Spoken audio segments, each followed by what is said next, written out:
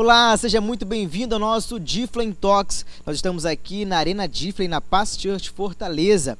E essa noite nós vamos conversar sobre o tema Como Não Pirar Nessa Quarentena. E o nosso convidado, o entrevistado dessa noite, é psicólogo e pós-graduado em terapia cognitivo-comportamental. Eu estou falando do pastor Santos da Silveira. Seja bem-vindo, pastor Santos. Muito obrigado por aceitar o nosso convite. Boa noite, Samuel. Boa noite a todos que nos acompanham. E é realmente com muita alegria e um assunto muito importante, muito pertinente para esse momento que nós estamos vivendo. Apesar de a gente ouvir falar que muitas pessoas estão falando sobre esse assunto, mas é muito importante, um assunto muito importante porque as pessoas, a nossa juventude, até pessoas de mais idade têm realmente sofrido nesse período, principalmente sofrido emocionalmente. Pastor, de fato a gente está vivendo essa situação onde tantas pessoas estão em casa, nós somos submetidos ao isolamento social, mas a nossa geração é uma geração muito atualizada, né? A gente fala que é a geração que está constantemente apertando no F5, se atualizando a todo momento, aceleradíssima. E quando está todo mundo dentro de casa, chega um momento onde o estresse, a ansiedade bate, onde vem o medo, o pânico. Como o senhor pode avaliar o momento que nós estamos vivendo hoje? E já aproveito para perguntar, como podemos nos controlar, já que tudo que nós recebemos da mídia são notícias muito ruins, né? Muitas vezes recebemos centenas de notícias que nos causam muito mais medo e pânico, e como nos mantermos equilibrados num momento como esse? Realmente, Samuel, esse momento que a gente está passando nessa situação é um momento muito peculiar, porque, primeiro, o ser humano, de um modo geral, nós já somos resistentes à mudança de uma forma geral. O ser humano, nosso cérebro, ele não é preparado para mudanças. E, de repente, como meio que da noite para o dia, nós nos vemos enclausurados dentro de casa. Uma mudança mais do que radical na nossa rotina, no nosso dia a dia. Uma mudança que mexe de forma física, de forma familiar. Uma mudança que mexe nas nossas finanças, na economia da nação, das famílias, de cada pessoa individualmente. E realmente é um grande gatilho para adoecimento biopsicossocial, não só mental, mas adoecimento familiar, adoecimento físico, porque mexe com todo o organismo do ser humano, mexe com todas as áreas, né? E aí algumas dicas a gente já está dando, alguns profissionais da área de saúde mental têm dado, eu acredito até que algumas nem são novidades, mas é muito importante enfatizar. Nós não podemos cair na sofisma de que esse assunto está sendo falado demais. Realmente, nós estamos trabalhando muito esse tema, as igrejas e tal, mas as pessoas têm adoecido. Então é um tema que a cada dia que passa realmente tem que ser falado, tem que ser trabalhado, tem que realmente ser levado a sério. E aí já dando algumas dicas para você que está ligado conosco, de como você lidar bem com essa situação, com essa mudança, com esse novo tempo, né? Nós precisamos nos readaptar a essas mudanças. Primeira coisa que eu sugiro para cada uma das pessoas, que é muito importante, é manter uma rotina. Nós mantemos uma rotina, manter um ciclo do sono, do mesmo jeito que estava no dia a dia, procurar manter. É muito comum a pessoa nesse período que está sempre em casa e dormir muito mais tarde, acordar muito mais tarde, e isso a médio prazo não é saudável. O ideal é você manter uma rotina, manter um horário de ciclo de sono, de dormir, de acordar não tão tarde. Isso é muito importante.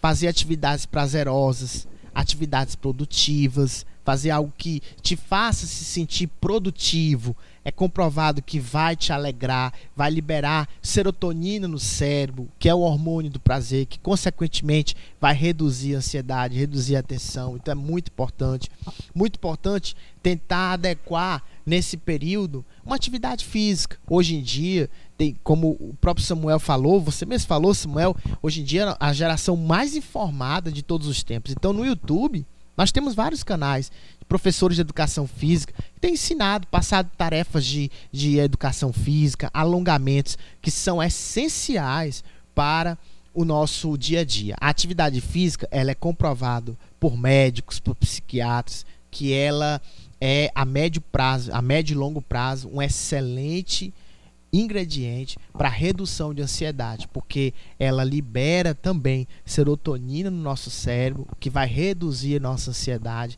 além dela fortalecer, né, neurônios que vão contribuir para essa redução e, consequentemente, melhora o sono e faz com que a gente se sinta mais relaxado. A nossa alimentação, muito importante também, procurar manter a alimentação.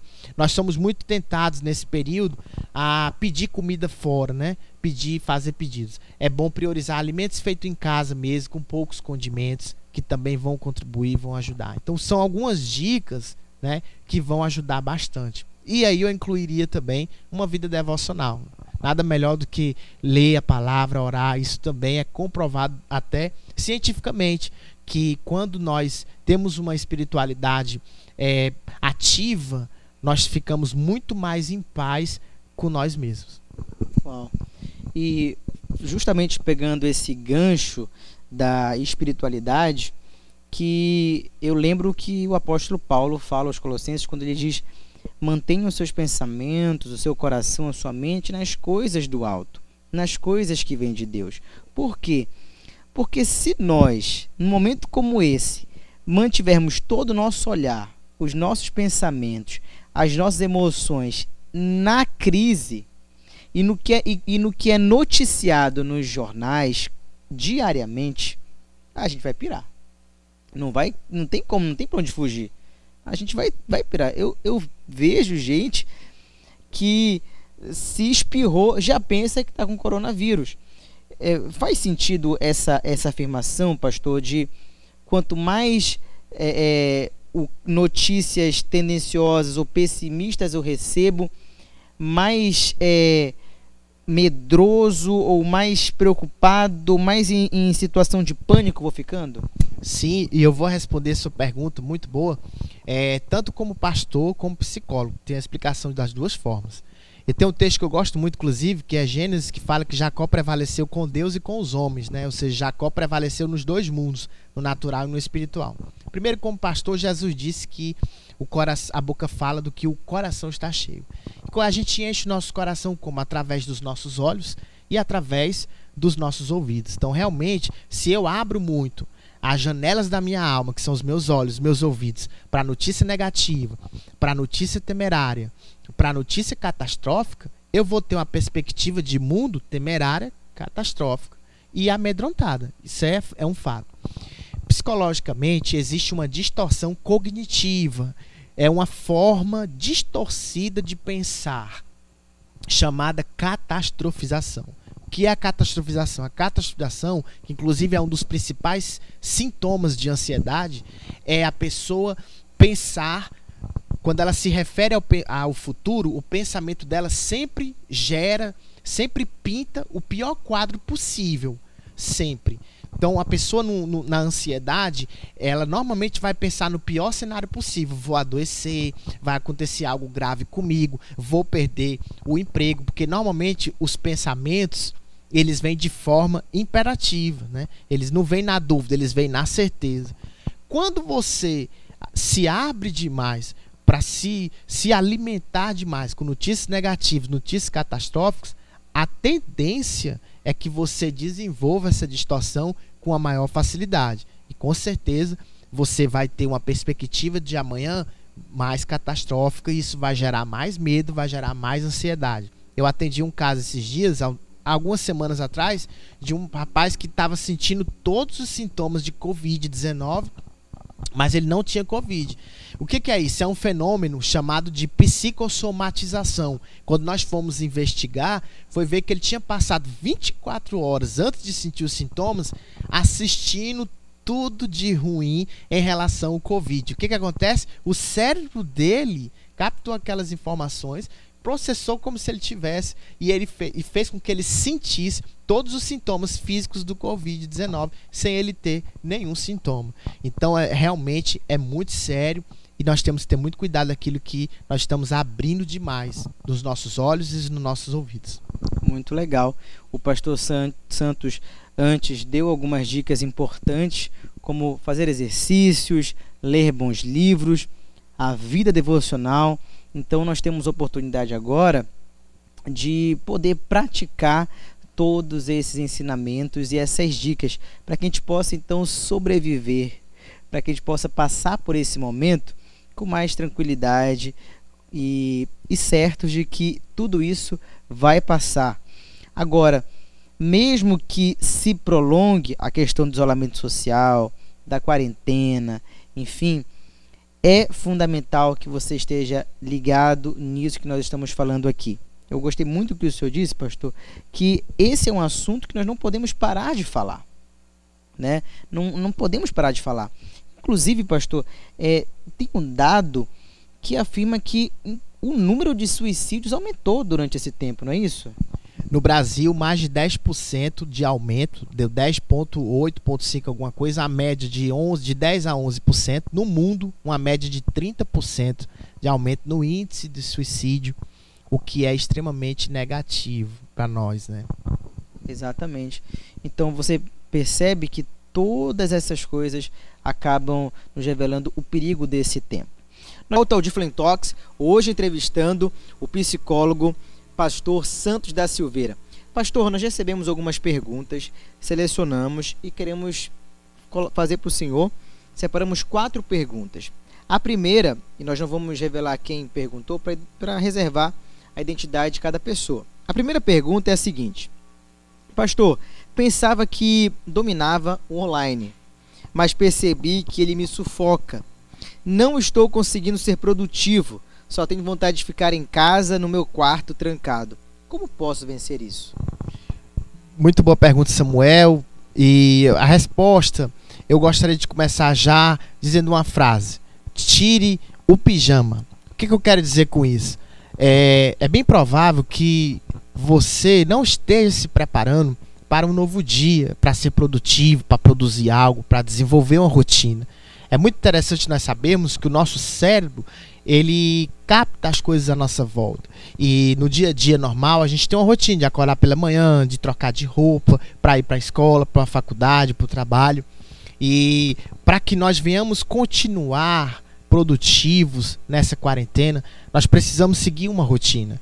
É muito importante que você tenha um horário para acordar, que você troque de roupa realmente, que você consiga criar mentalmente, psicologicamente, um formato em que você vai estar se preparando para produzir algo, preparar um ambiente, preparar um local. É comprovado que concurseiros, pessoas que estudam a concurso, eles têm um desempenho muito maior quando eles se comportam dentro da sua casa, estabelecem uma rotina de estudo, ao qual eles se comportam como se eles fossem estudar fora, como se eles fossem sair. Quem fica dentro de casa apenas como se tivesse de folga, a produtividade é bem menor. E isso tem comprovações. Então, concurseiros que se preparam psicologicamente e até fisicamente, até na roupa de usar, se preparam o ambiente como se fossem sair para estudar fora, tem um rendimento muito maior. Então a dica que eu dou para você é essa: prepare o ambiente, prepare o local e se prepare, não só mentalmente, mas fisicamente. Coloque uma roupa como se você fosse sair, como se você fosse fazer algo e procure produzir e faça essa produção. Se você ficar realmente só alimentando um ciclo onde você vai estar deitado com aquela mesma roupa, roupa de casa, roupa de folga, roupa de férias, vai chegar uma hora em que você vai ter problema. Por quê? Porque nós não fomos criados para vivermos de férias. Nós temos um padrão adaptativo ao qual nós precisamos sair, precisamos fazer algo, precisamos ter uma rotina. Então é bem provável que esse nosso amigo ou amiga deva estar falhando no criar a rotina e no se preparar psicologicamente e fisicamente para cumprir essa rotina. Muito bom, pastor Santos. Vamos à segunda pergunta. Diz o seguinte: estou com medo do futuro. Estou com medo de pegar essa doença, contrair o coronavírus. Isso me faz suar frio. O que posso fazer para superar o medo? Muito bem, muito boa pergunta. Inclusive nós falamos no início, né? Um dos principais sintomas da ansiedade em excesso é uma distorção cognitiva, ou seja, é uma forma errada de pensar chamada catastrofização. E a catastrofização é pintar na sua mente o pensamento, o pior cenário possível futuro. Então a pessoa sempre vem na mente dela um futuro terrível, um futuro ruim, que vai adoecer, que vai perder o emprego, que vai ficar mal, que não vai dar certo. Isso é um sintoma. É bem provável que você que fez a pergunta esteja se enchendo muito de notícias ruins. Nós até falamos sobre isso também no início. E a primeira coisa que você deve fazer, triar suas informações. Triar. De preferência, evitar ao máximo de estar recebendo demais informações ruins. E aí a gente poderia ir para a Bíblia, que Jesus disse que a boca fala do que o coração está cheio. E eu encho o meu coração através de quê? Por onde? Pelos olhos e pelos ouvidos. São as janelas da alma, né? Então é bem provável que você esteja se enchendo demais de notícias ruins, de notícias catastróficas. E isso com certeza vai fazer com que você tenha uma perspectiva de futuro, de um amanhã mais catastrófico. E os sintomas que você apresenta são sintomas exatamente de ansiedade. Então, a primeira coisa que você deve fazer é evitar estar bebendo demais, se enchendo demais de notícias ruins. Segunda coisa é que a nossa mente ela é cercada de pensamentos, que tem como nome técnico pensamentos automáticos. Também alguns escritores chamam de pensamentos flashes. Por quê? Porque vem na nossa mente como flash. Muitos desses pensamentos são disfuncionais, ou seja, não condizem com a realidade, não tem fundamento de fato. E o que a gente orienta as pessoas a fazerem na catastrofização? Questionar esses pensamentos. Então vem um pensamento de forma afirmativa. Normalmente eles são afirmativos. Eu vou adoecer, eu vou perder o emprego, eu vou pirar. Então o que eu faço? Eu recomendo aos meus pacientes, anote o pensamento na forma bruta, como ele veio. Então eu vou pirar, aí eu anoto. E aí o que eu faço? Eu vou questionar esse pensamento. Existe uma técnica que nós usamos no consultório chamada questionamento socrático, que é quando eu vou questionar esses pensamentos e vou avaliá-lo. Tá, vem o pensamento, eu vou perder o emprego. E aí eu avalio ele. Por que eu vou perder? Começa a questionar, por que eu vou perder? Qual a probabilidade de eu perder? Qual a evidência de que eu vou perder esse emprego? E aí quando eu começo a questionar, eu vou tendo uma percepção maior e melhor de que ele de fato não é tão verdade. Não é porque vem um pensamento na sua mente, na nossa mente, que é verdadeiro. Não necessariamente. Às vezes, na maioria das vezes, eles não condizem com a realidade. Então, quando eu questiono e eu começo a avaliar que ele não é tão verdadeiro assim, eu fico mais... aumenta o meu ânimo, melhor dizendo. E, consequentemente, eu reduzo essa ansiedade. E a terceira dica para lidar com a catastrofização, de forma resumida, eu pintei o pior cenário possível. Em seguida, o que eu faço? Eu vou criar estratégias de que, se caso aquilo acontecesse, como eu lidaria com aquilo? Eu tenho ferramentas para lidar com aquela situação? Eu tenho como lidar com aquilo? Eu tenho como tratar? Tenho como buscar outra forma? Um exemplo prático para finalizar essa parte. Se vem um pensamento, eu tenho medo de perder o emprego. Então eu pinto esse cenário, eu perdi o emprego. Eu tenho como lidar com isso depois? Eu tenho como conseguir um outro emprego? Eu tenho potencial para isso? Eu tenho conhecidos para conseguir um outro? E aí eu vejo que eu tenho, mesmo no pior cenário possível, outras possibilidades. Isso faz com que a minha ansiedade reduza e o meu ânimo automaticamente melhora, sabendo que mesmo na pior situação eu conseguirei ainda lidar. Excelente, pastor. Muito obrigado. A penúltima pergunta é a seguinte, muito interessante. E só fazer um parêntese sobre isso, que eu achei muito legal, é que há uns dias atrás, eu também estive um pouco adoentado com alguns sintomas do Covid-19. E enquanto eu estava ali na cama, me sentindo mal, me vieram muitos pensamentos aterrorizantes, né? Imagens muito horríveis, né? E eu fiquei pensando, meu Deus, olha só, eu tô aqui recebendo todas essas informações negativas, o medo, sabe, até imagem de morte, mas nós temos a quem recorrer. Nós temos a palavra de Deus. Nós cremos em Jesus. Agora, e quem não caminha com Jesus? Quando se depara com tanto medo, com tanto caos. Então é muito legal essas informações que o senhor deu, porque elas se encaixam para todas as pessoas, né? Eu tenho certeza que você que está nos assistindo, muitos que estão nos assistindo, na verdade, já passaram ou estão passando por uma situação como essa, e agora você recebeu dicas muito, muito importantes. A penúltima pergunta, pastor, diz o seguinte: meus pais estão brigando constantemente. Não aguento mais essa situação. Toda vez que eles começam a discutir, me sinto desesperado, muito nervoso, entro em crise de ansiedade. O que eu faço? E antes de eu responder, eu quero destacar um dado que revela que, em média, o 35% foi o número de aumento de violência doméstica no Brasil nesse período de pandemia. Então você percebe que as pessoas estão em casa, numa ociosidade, os maridos não estão indo para o trabalho, estão permanecendo em casa, e isso está gerando estresse, não há diálogo, e aí o que acontece? Existe justamente a agressão. E aí essa pessoa está relatando: os meus pais estão brigando constantemente. O que eu faço para não perder a minha linha? Muito bem, uma pergunta até um pouco complexa, né, a situação, porque é um problema externo, né, é um evento estressor externo, fora, né, da pessoa, que a gente chama. Normalmente, quando a gente atende uma pessoa que está com algum problema de ansiedade, de estresse, e que o evento estressor, o gatilho é fora, é o ambiente, normalmente a gente pede para a pessoa se retirar do ambiente, se afastar do evento estressor, do gatilho do estresse. Nesse caso, é impossível praticamente, primeiro por ser os pais e segundo por estar morando na mesma casa e pela quarentena. Uma dica muito coerente, a mais coerente que eu daria para esse nosso amigo ou amiga e para todos que nos assistem, eu acho que realmente seria ter o diálogo com os pais.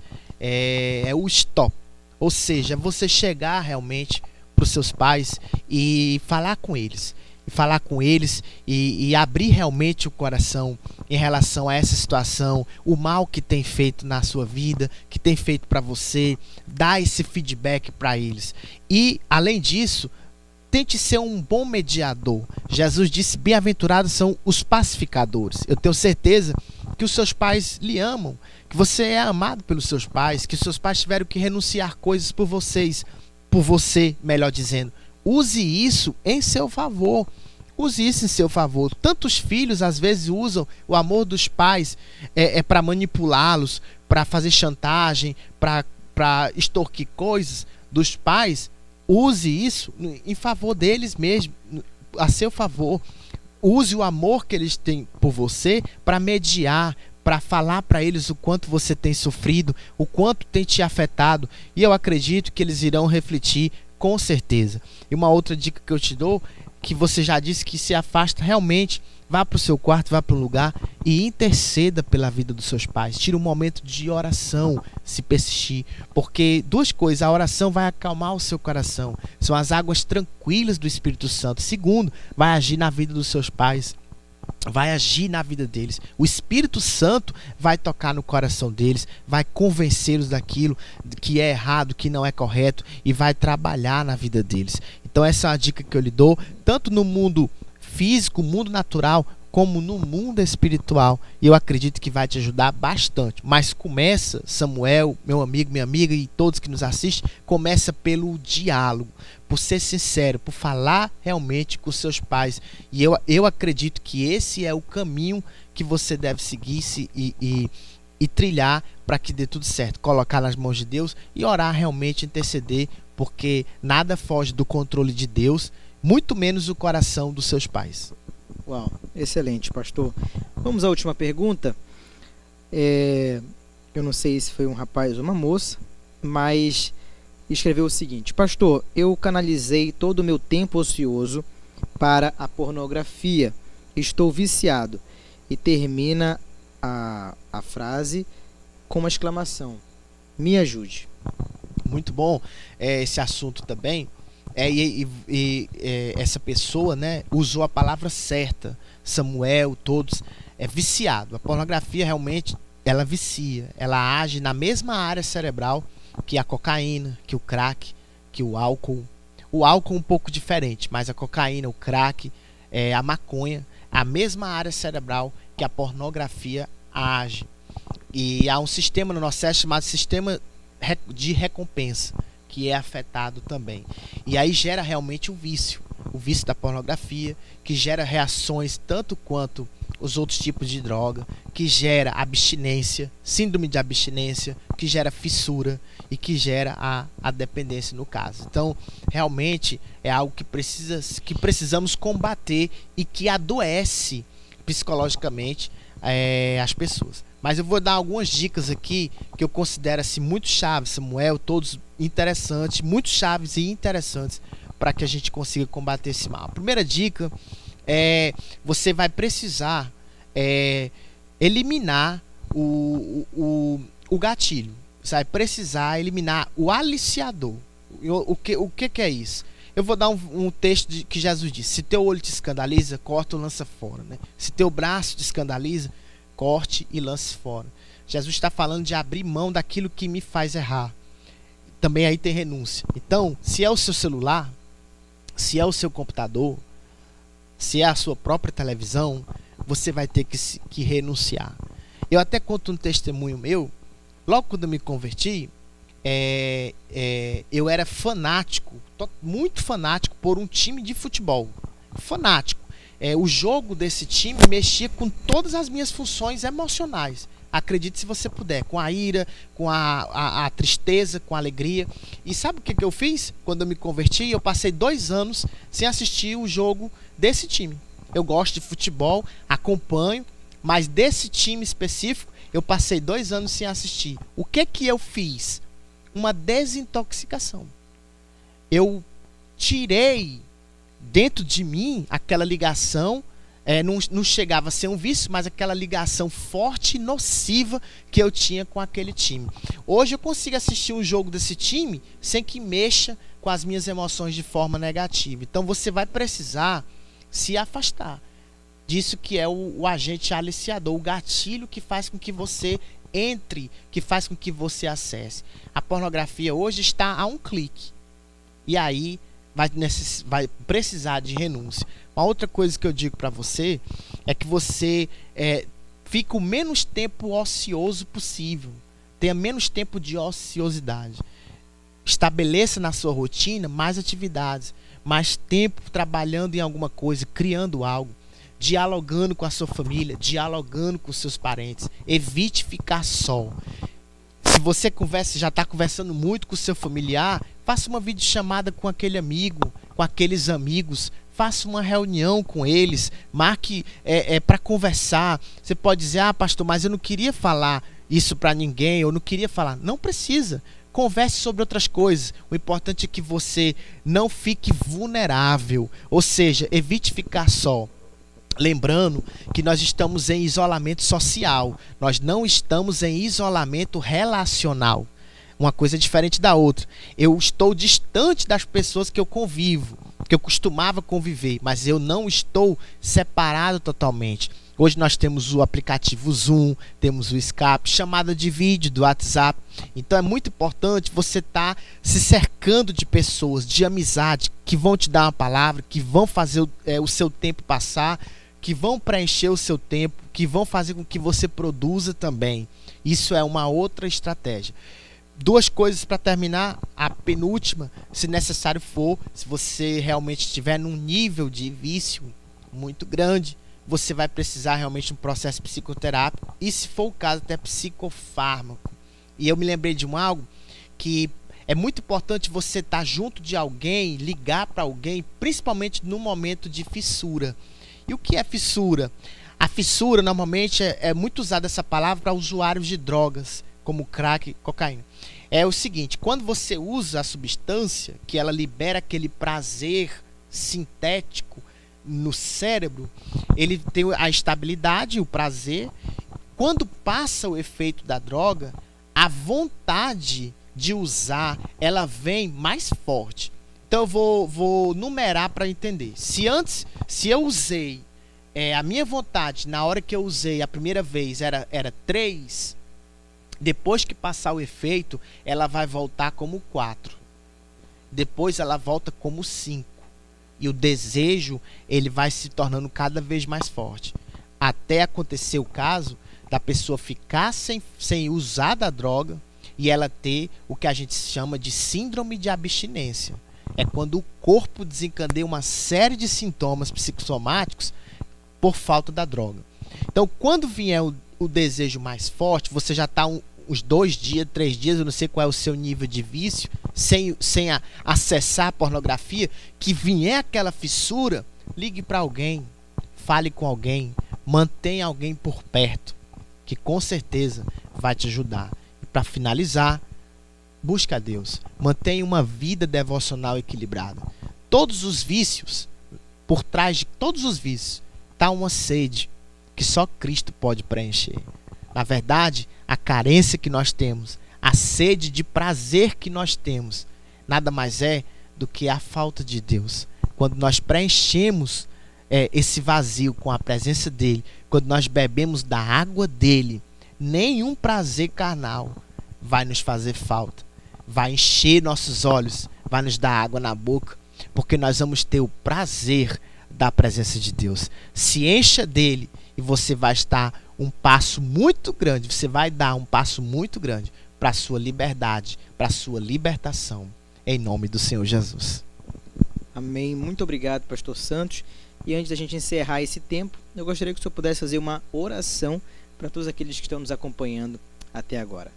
Vamos orar, e eu queria finalizar mais uma vez agradecendo o convite, dizendo que mesmo na pandemia, nesse período, na quarentena, Deus não perdeu o controle. Deus está no controle da sua vida, da minha vida, da nossa família. Vamos orar? Feche os seus olhos onde você está. Pai, eu te agradeço por esse momento. Te apresento, Senhor, a vida de cada pessoa que está ligado conosco nessa hora, e usa a autoridade que o Senhor tem nos dado como filho de Deus, como ministro da tua palavra, e eu repreendo, Senhor, todo espírito de morte, todo demônio que tenta perturbar essa pessoa, prender ela no vício, prender ela no medo, prender ela nos pensamentos catastróficos. Pai, eu repreendo em nome de Jesus. Você que estava com ideação suicida, o Espírito Santo te visita nessa hora. Receba o toque sobrenatural de Deus. O Espírito Santo te convence que a vida que Ele te deu é um dom e que você vai desfrutá-la ainda muito para a glória dEle. Que caia por terra toda ideação suicida, toda perturbação, toda tristeza na alma, que sai agora em nome de Jesus. Receba o alívio no teu corpo, o alívio na tua mente, o alívio no teu espírito. O poder de Deus te alcança nessa hora, em nome de Jesus Cristo. Eu declaro essa unção, essa bênção, esse poder sobre você, sobre a sua casa, em nome de Jesus. Amém. Amém, amém. Que oração poderosa. Muito obrigado, pastor Santos. Obrigado a todos vocês que nos acompanharam nesse Difflin Talks. No próximo mês tem mais uma edição. Deus abençoe você. Queremos te lembrar que nós estaremos respondendo perguntas, e o pastor Santos também, no direct do nosso Instagram, @DiflinFortaleza. Se você tem uma pergunta ou deseja receber uma oração, manda uma mensagem para a gente. O Senhor te abençoe. Até a próxima.